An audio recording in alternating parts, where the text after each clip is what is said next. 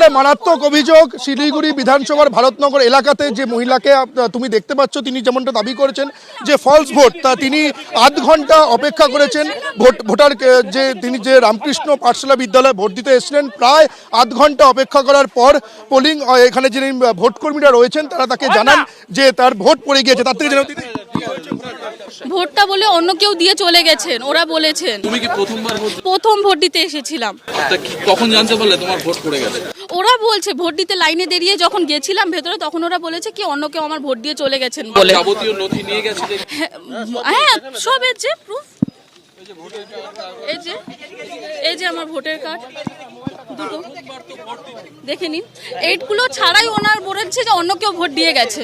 এবারে এত কেন্দ্রীয় বাহিনী, এত কড়া নিরাপত্তার মধ্যে ভোট হচ্ছে, তারপরও আপনার ভোট পড়ে গেল? হ্যাঁ, ওরা তো এরকমই বলেছেন। এখন অন্য প্রসেসিং কে আমাকে ভোট দিতে লাগলো। এটা কি কতটা হতাশ? এটা কি আপনার প্রথম ভোট? পুরো হতাশ আর প্রথম ভোট আমার। এরপর থেকে আমি বলতে পারি যে ভোট দিতে না আসলেই হবে, অন্য কেউ এসে দিয়ে যাচ্ছে তো কোনো অসুবিধা নেই আমার।